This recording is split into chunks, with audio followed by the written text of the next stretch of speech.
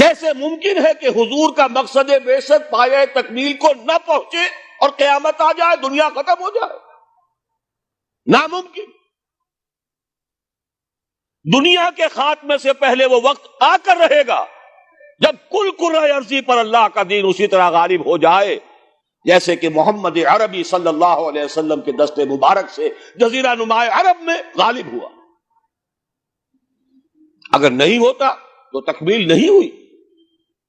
یہی بات کہی ہے اقبال نے، وقت فرصت ہے کہاں، کام ابھی باقی ہے، نور توحید کا اتمام ابھی باقی ہے۔ جزیرہ نما عرب تو جگمگا اٹھا نور توحید سے، جیسا کہ بعد میں عرض کروں گا۔ پھر اصحاب ثلاثہ، خلفائے ثلاثہ کے عہد خلافت میں کہاں سے کہاں کا علاقہ جو ہے وہ منور ہو گیا، بقعہ نور بن گیا توحید سے۔ لیکن پوری دنیا تو نہیں ہوئی نا، ابھی تو چین بھی تھا، ہندوستان بھی تھا، ابھی تو پورا یورپ بھی تھا، پورا افریقہ بھی تھا، سوائے شمالی افریقہ کے اور کہاں دین پہنچا تھا؟ جب تک کہ کل روئے ارضی پر اللہ کا دین غالب نہیں ہوتا، حضور کا مقصد بعثت نامکمل ہے، وقت فرصت ہے کہاں، کام ابھی باقی ہے، نور توحید کا اتمام ابھی باقی۔ البتہ اتمام کے دو مفہوم سمجھ لیجئے۔ ایک ہے کسی شے کا کسی ایک بلندی تک پہنچ جانا، ایک ہے کتنی اس کی وسعت کتنی ہے۔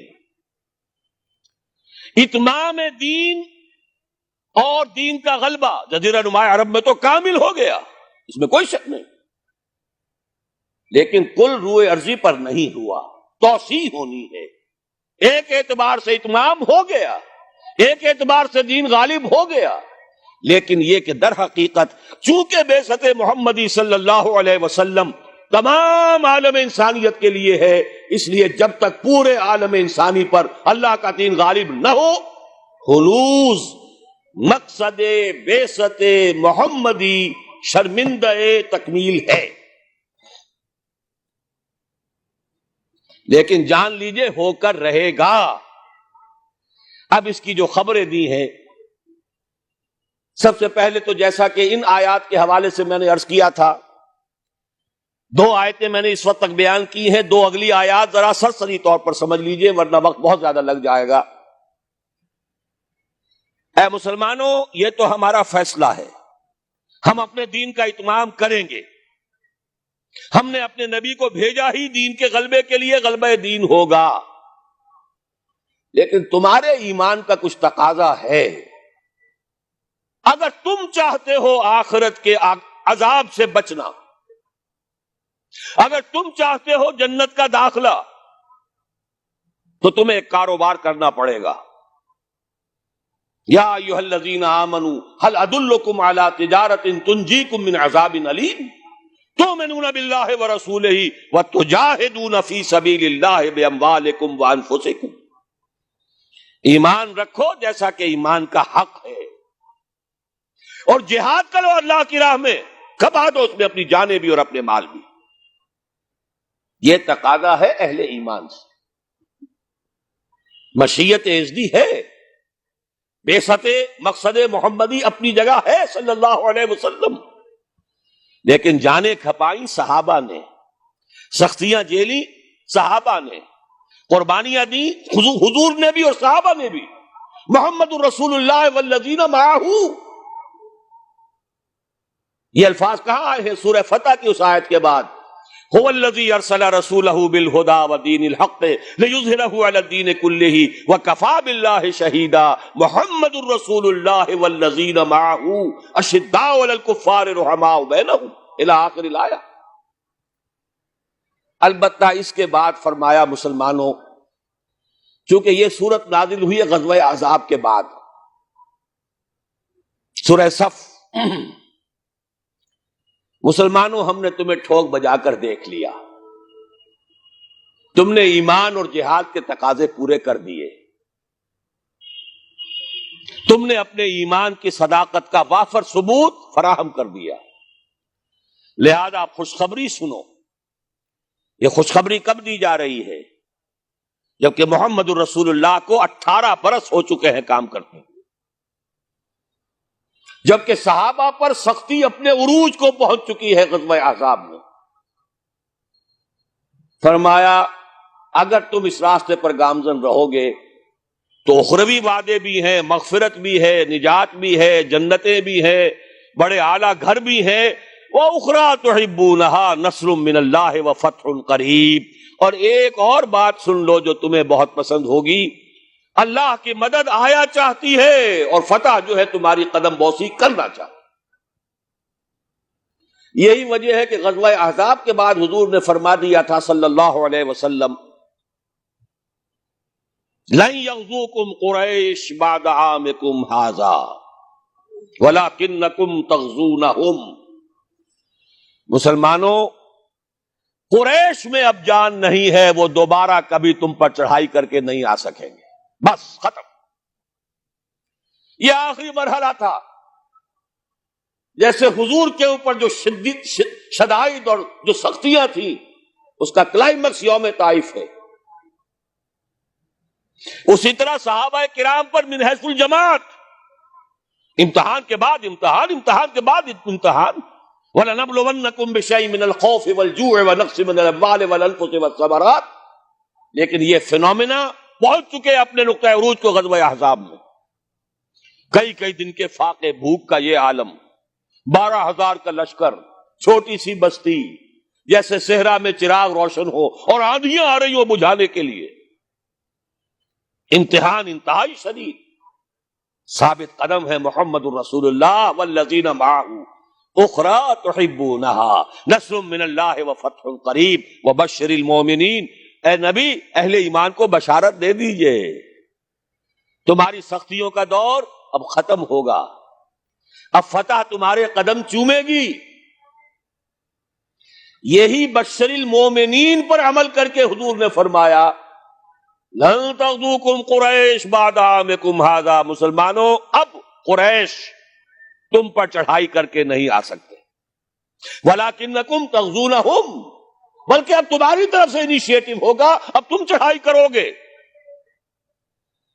اب یہی مضمون ہے جو سورہ نور کی اس آیت میں ہے، قاری صاحب سے بھی آپ نے سن لی، چونکہ سورہ نور بھی غزوہ احزاب کے بعد نازل ہوئی ہے۔ سن 5 ہجری میں غزوہ احزاب، سن 5 ہجری میں سورہ احزاب کا نزول، سن 5 کے آخر میں یا 6 کے شروع میں سورہ نور کی کا نزول ہے۔ وعد اللہ الذین آمنوا منکم وعملوا الصالحات، یہ وہی جو ایک آیت چھوٹی آئی ہے سورہ صف میں، اسی کی وضاحت ہے۔ وَأُخْرَىٰ تُحِبُّونَهَا نَصْرٌ مِّنَ اللَّهِ وَفَتْحٌ قَرِيبٌ، اسی کی وضاحت ہو رہی ہے۔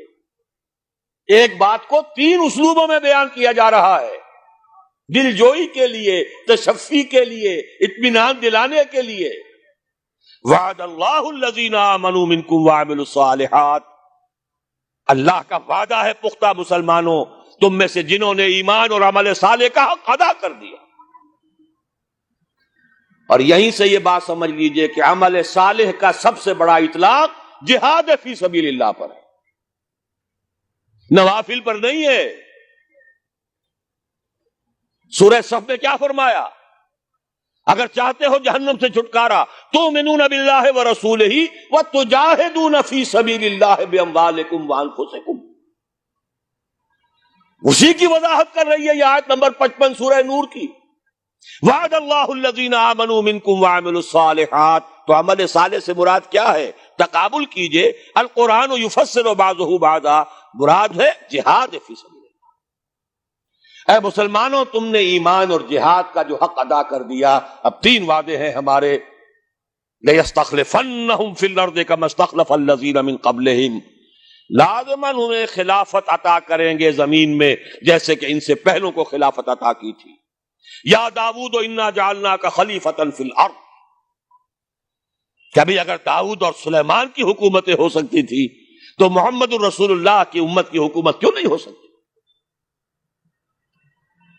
لَيَسْتَخْلِفَنَّهُمْ فِي الْأَرْضِ كَمَا اسْتَخْلَفَ الَّذِينَ مِنْ قَبْلِهِمْ وَلَيُمَكِّنَنَّ لَهُمْ دِينَهُمُ الَّذِي ارْتَضَىٰ لَهُمْ، اور جو دین کے اللہ نے تمہارے لیے پسند کر لیا ہے اب اس کو تمکن عطا کرے گا، غلبہ عطا کرے گا۔